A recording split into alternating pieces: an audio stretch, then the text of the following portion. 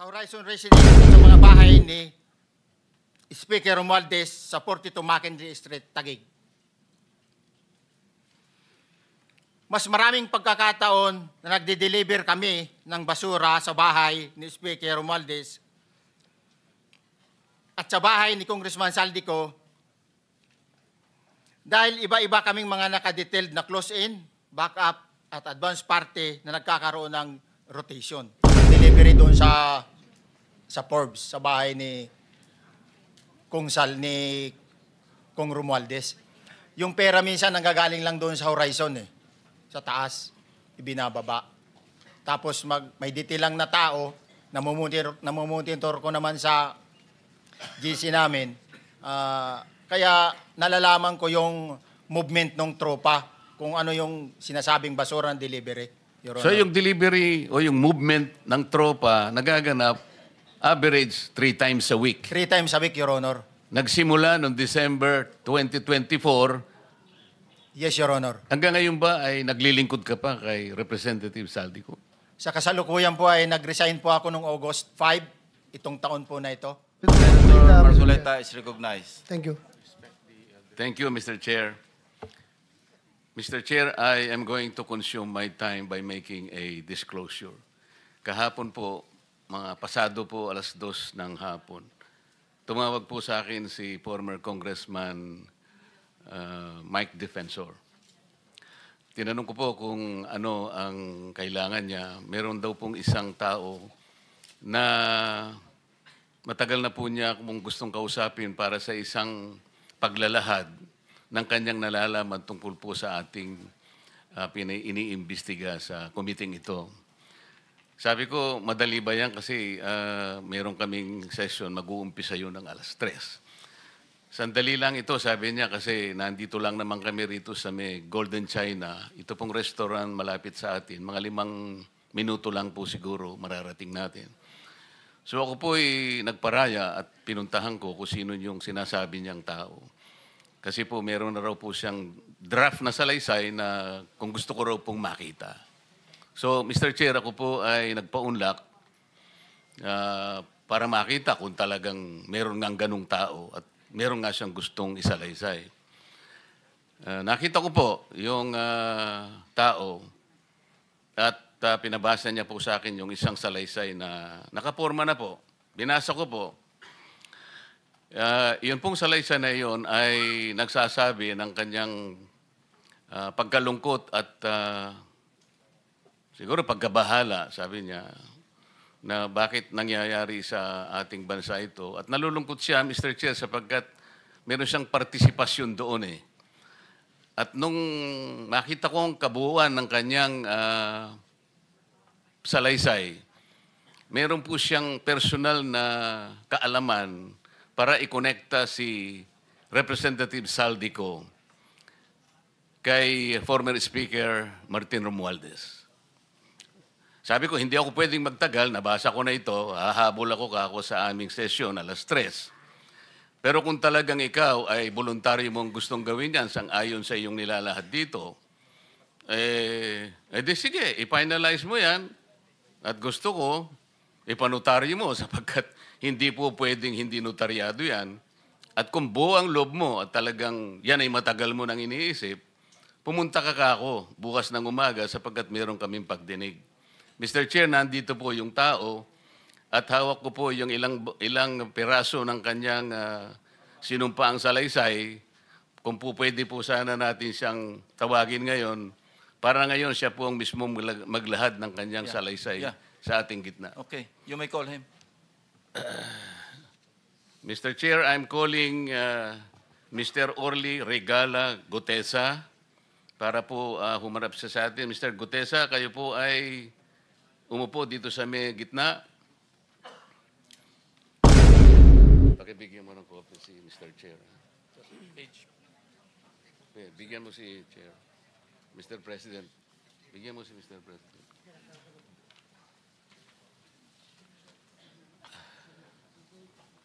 Manatili ka muna nakatayo kasi nunumpa ka.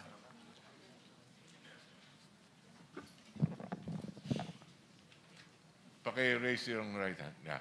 Do you swear or affirm to tell the truth, the whole truth, and nothing but the truth in this proceeding?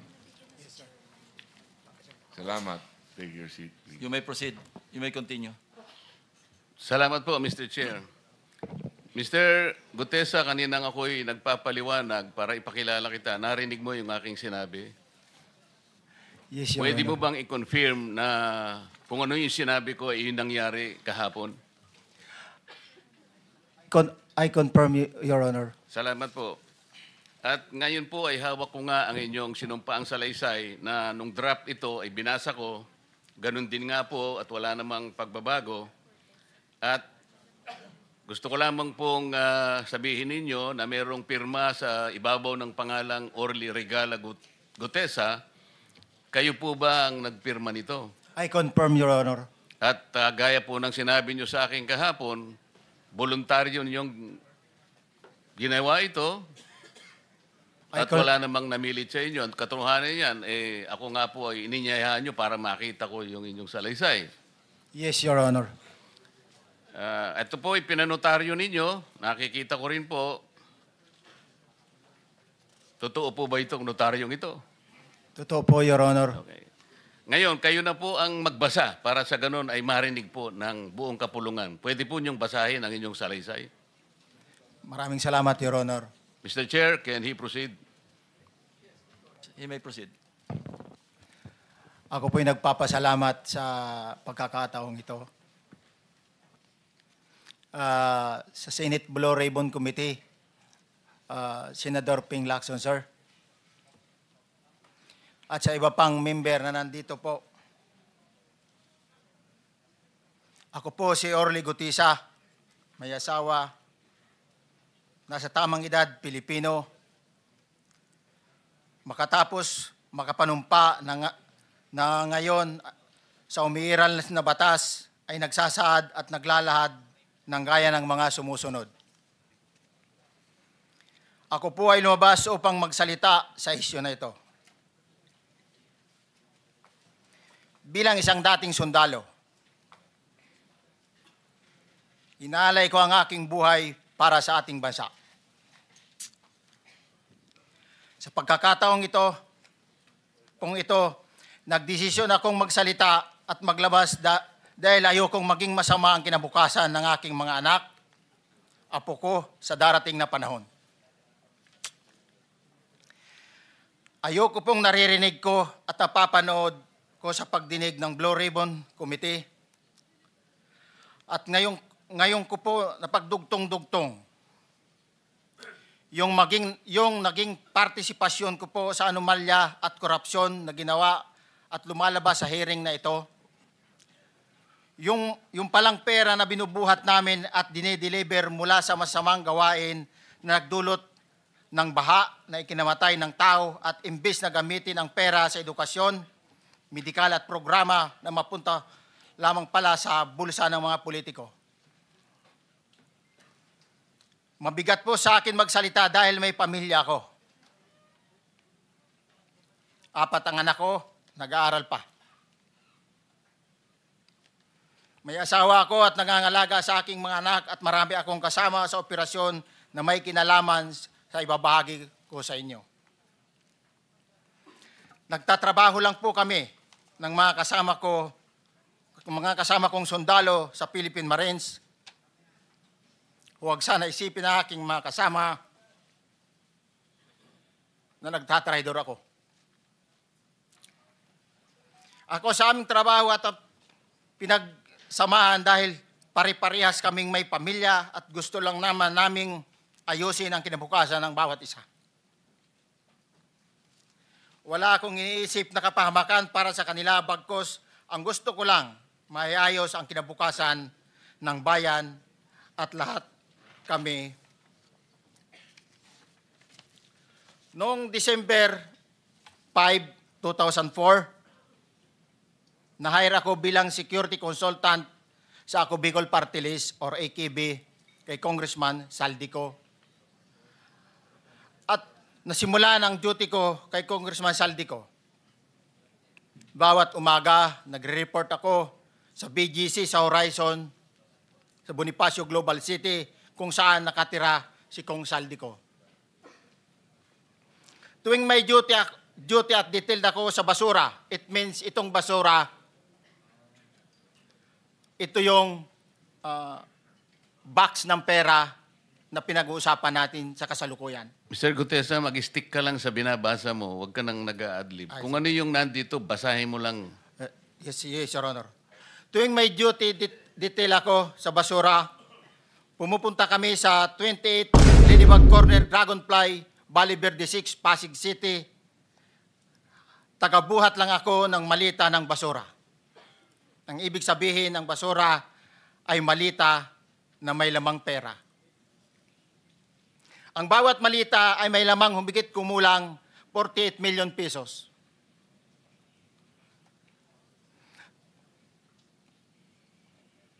Ang bawat malita ay may post-it na nakadikit na nakasaad kung magkano ang laman ng bawat malita.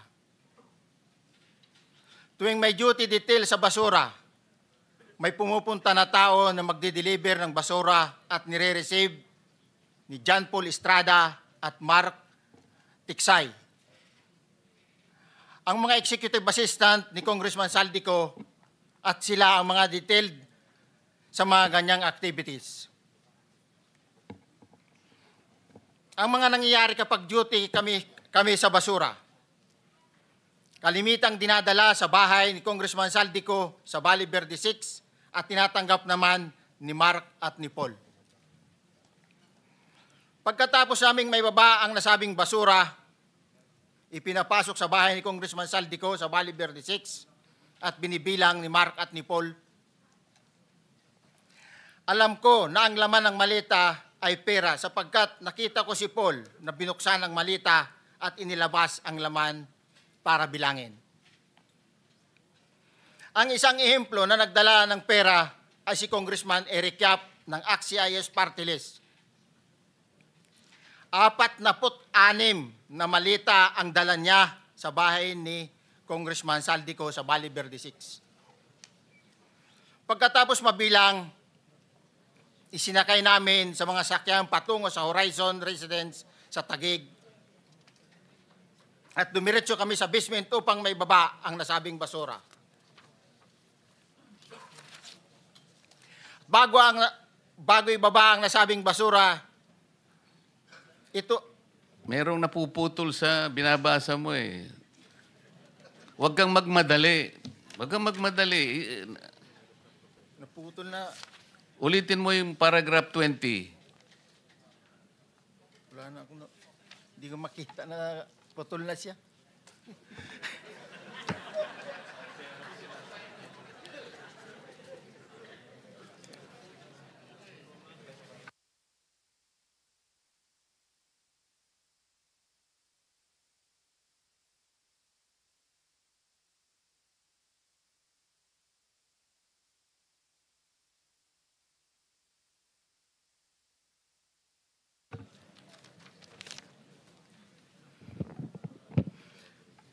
Pagkatapos, mabilang ang sinasakay namin sa mga sakyang patungo sa Horizon Residence, Taguig.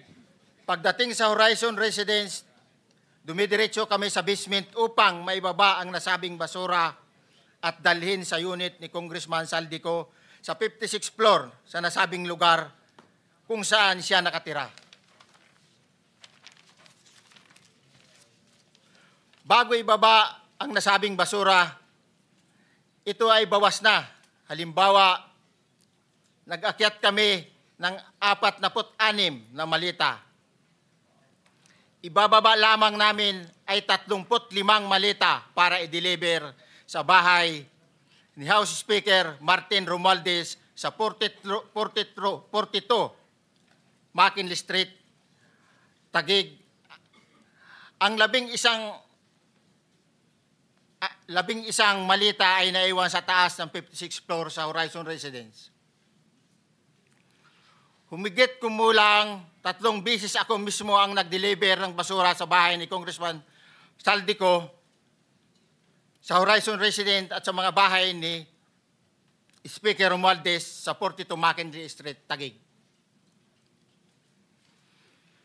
mas maraming pagkakataon na nagde-deliver kami ng basura sa bahay ni Speaker Romualdez at sa bahay ni Congressman Saldico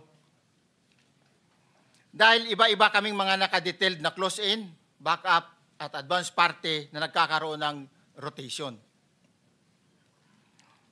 Sa huli, ako po ay nagnanais na mapasailalim sa Witness Protection Program dahil alam ko po nanganganib ang buhay ko at ang aking pamilya sa ginawa kong paglalahad na ito. Sa katotohanan na ang lahat ay nilagdaan ko, ang salaysay na ito ay kusang loob at walang anumang pamimilit at bunsod lamang ng hangarin matulungan ang ating bansa. Ito po ay nilagdaan ko, Your Honor. Thank you, Orly. Before you proceed, meron lang ako ipapakitang litrato sa iyo. No? I-confirm mo, kasama na rin si Bryce, kung yan ba si Paul na binabanggit mo. I confirm, Your Honor. Yun nga po, Your Honor. Siya po. Okay, so, yeah, for the record, andito po yung litrato nung binabanggit na si Paul. Ang palyado nito.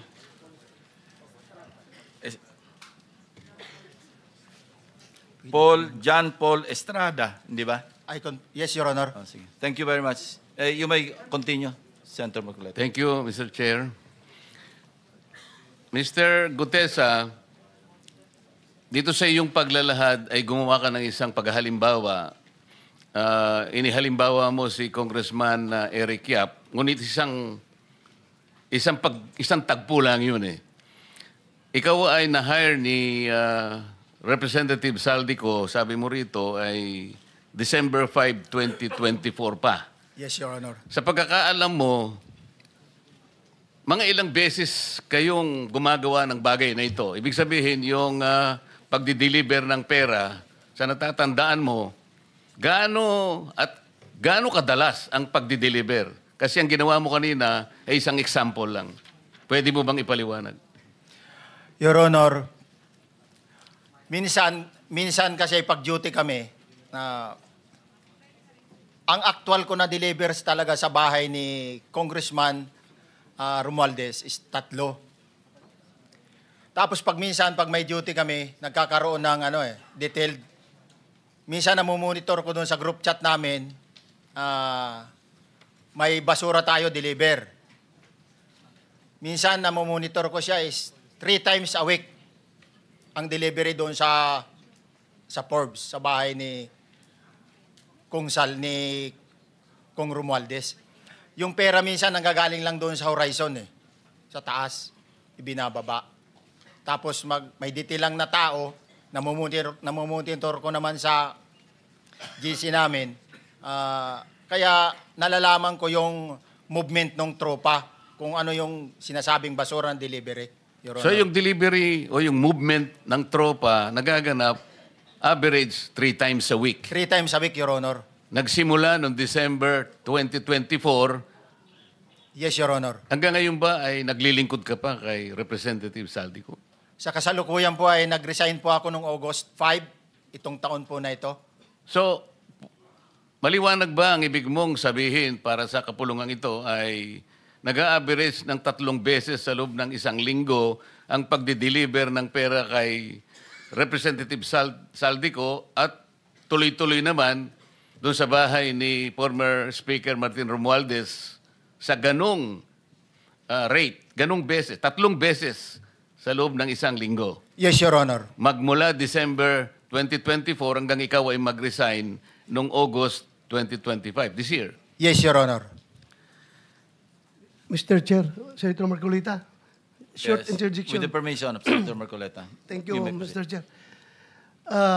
May maibigay ka ba na pangalan? Kasi ang sinasabi mo lang ngayon, as far as you're concerned, during ikaw ay nagdo-duty, nagro-rotation basis yung duty. So pag wala ka, absent ka, iba ang nagdo-duty, iba rin ang nagtatanggap sa pera at nagdi-deliver. Am I correct? Senator De La Rosa, may I just remind you na isang follow-up. Pero kung gusto mo ituloy at pahig si Senator Marcoleta, naka-charge sa oras niya, yung mga susunod na tanong, okay? Okay lang. Okay lang. Sige, boss. May- Nanghiram meron lang pa naman namang- ako sa iyo. Go ahead. Meron ka pa namang 4 na minuto pa mahigit yan. Yes, sir. So, sige. Very quick lang. So, pag hindi ka duty, may ibang nag-deliver ng pera kay Saldico at kay Speaker Romualdez. Pag nangyayari yan, sir, pag hindi ako duty, may makadetail talaga sa basura na yan. Pero ang authorized lang na mag-deliver at mag-receive niyan is yung 2 tao na binanggit ko, which is John Paul Estrada and Mark Tiksay. Okay. Thank you, Mr. Chair. Thank you, Senator Marcolita. Mr. Gutesa, sa panig ng pagdi-deliver sa bahay ni former Speaker Martin Romualdez, sinong tao ang nagre-receive? Sa mga ganun, sir, ang may contact, Your Honor, is yung si Paul at si Mark lang ang may contact doon sa receiver. So pagdating doon, nakabukas na yung gate doon sa Forbes, pumapasok na lang kami. Then pag nabuhat na namin yung mga malita na ibaba na, so lalabas na kami. Wala na kaming basta may deliver lang namin yung mga basura doon sa bahay, wala na kaming noon, Your Honor. Alin-aling bahay Yung ang 42. pinagdi-deliveran mo sa panig ni former Speaker Martin Romualdez? Yes, Your Honor, yung 42, yung dito sa may Forbes Park. Yun lang? Wala nang iba? Mayroon pa yung bago nakaraan doon sa 19 Nara, yung dating bahay ni Michael Yang. Sa pagkakatanda mo, mayroon pang ibang lugar na kung saan nagdi-deliver kayo? Sa Aguado, dyan sa Malacanang. Aguado? Excuse me, Senator Marcoleta. Sino Michael Yang? Yung dating sa Pugo yata yon, Sa? yung dating sa Pugo. Yung Michael Yang. dating bahay ni Michael Yang. Dating bahay. Yes, Your Honor. Okay, thank you. Ibig mo sabihin, nabili ni Speaker Martin yung bahay ni Michael Yan? Allegedly, Your Honor. Pero paano mo alam na bahay ni Speaker yon?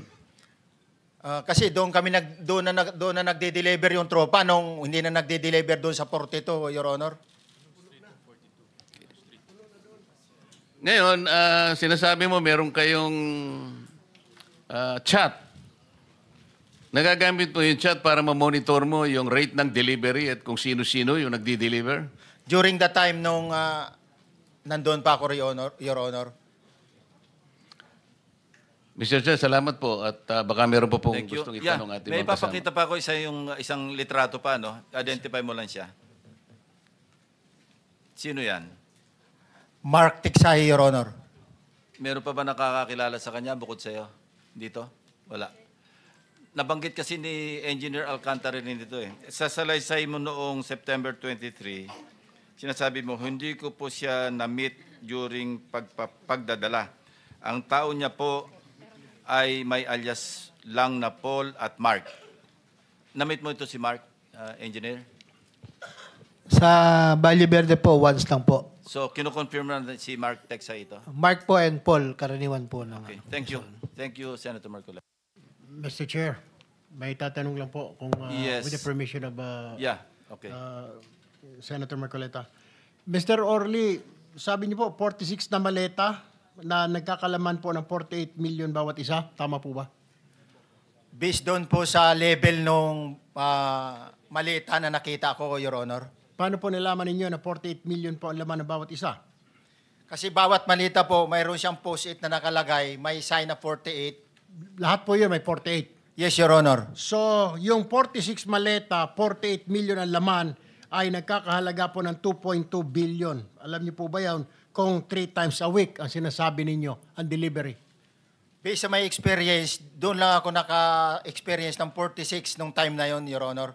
Hindi naman po every week or monthly ito. Yes, Your Honor. So at one point, yung 46 na maleta, 48 million ang laman, 46 times 48 million ay 2.2 billion. Excuse me, Senator Marcoleta, paubaya mo na sa kanya yung oras na naiwanan mo, now 1 minute. Isang tanong na lang. Sige, okay. 2.2 billion. Ganun po yung multiplication eh. Siguro, Your Honor, yun ang lumalabas. So one time lang po ito. One time lang po, yung time ko lang yan, nung panahon na na-identify ko si Congressman Yap, Your Honor. All right, maraming salamat po. Thank you. yung paghalimbawa mo, kaya mo ginawa, dahil yun ang pinakamalaki. Yes, Your Honor. Pero pangkaraniwan, dahil 3 times a week, mga ilan sa tingin mo yung karaniwang na i-deliver? Ilang maleta? Usually, pag nanggagaling na sa Horizon, na idine-deliver na doon sa Forbes, minsan mayroong 15 or kaya 18 ang malita. Pero yung malalaking malita yon na nagre-rate yung bawat malita, minsan mayroong 48, may 50. Sa mga tweet, Mr. Gutesa, pangkaraniwan, 15 to... 15 to, Your Honor? Yun ang average, pangkaraniwan. Yes, Your Honor. Yung nabanggit mong nabigla ka sapagkat malaki, 48, yun lang kay Congressman Eric Yap. Yes, Your Honor. Yun ang time na nakita ko talaga yung ganung kabalk Okay. yung malita na yun, Your Okay. Honor. Mr. Chair, payagan niyo sana akong magtanong lang ng isang tanong kay Mr. Diskaya. Mr. Diskaya, naalala mo, nagkaroon ka ng supplemental affidavit na binasa mo dito. Medyo mahaba pa nga di ba? Naalala mo yung nakaraan? Ito yung supplemental affidavit mo. Yes po, Your Na Honor. may petsang September 23, 2025. Ito yung nakaraang hearing natin. Yes po, Your Honor. Napansin ko kasi nung pinakinggan ko tiningnan ko sa ating transcript, parang hindi mo binasa yung paragraph 30 na kung saan binabanggit dito yung DPWH Region 1. Chinek ko talaga kaninang umaga, nirecheck ko uli, hindi nasama sa binasa mo ito. Ano ito, nagkamali ka lang o... Your Honor, talagang hindi ko po nabasa dahil masyado na pong mahaba yung ano ko. Yung binabasa ko po. Hindi nga, sabihin mo na nagkamali ka lang, hindi mo sinasadya. Hindi po sinasadya. Pero dito po, wala rin po eh. Hindi nakasulat. Baka nakalimutan pong ilagay, kaya hindi ko po nabasa. Tsaka pinatigil po ako doon sa... Nakatigil... ito, sorry. Nagkamali po ng page. Ito po, 30 po sa Region 1. Meron pala. Oo nga, nandito yung paragraph 30, DPWS Region 1. Yes po, Your Honor. Pero nung checking ko yung transcript, hindi mo binasa ito. Opo, yes po, Your Honor, kasi mahaba na po. Hindi, nabasa mo yung 31 hanggang 37. Eh. Ito nalaktaban mo yung 30. Kaya lang ako nagtataka, kaya tinatanong kita, sinadya mo ba to o nagkamali ka lang? Hindi po, Your Honor, kasi napatigil na po ako nung Hindi sa nga, dulo sagutin mo, nagkamali ka lang. Hindi po, Your Honor. Hindi po ako nagkamali. Anong sinadya mo? Hindi po, Your Honor. Bali, alam ko po parang pinatigil na po ako dito dahil masyado na po mahaba yung binabasa ko. Hindi, ganito. Pinatigil ka, nung pagpatuloy mo, nakaligtaan mo yung number 30. Hindi mahaba pa yan eh. Nalaktawan mo siguro. Yes po, Your Honor. Yeah. Para maliwanag lang. Oh, Hindi gusto ko lang sinadyang maliwanagan kasi Yeah. nabanggit ko na kanina na naimungkahi ko na sana'y tawagin din si Governor Chavit Singson. Baka ka kung may connecta doon sa ano mo, baka ka kung sinadya mo. Ngayon, kung sasabihin mong nagkamali ka lang, tatanggapin ko yon. Your Honor, hindi po ako nagkamali. Naalala po, hindi lang po nabasa. Okay. Salamat, Mr. Chair. Ang susunod po ay si Senator Risa Hontiveros. You may have the floor.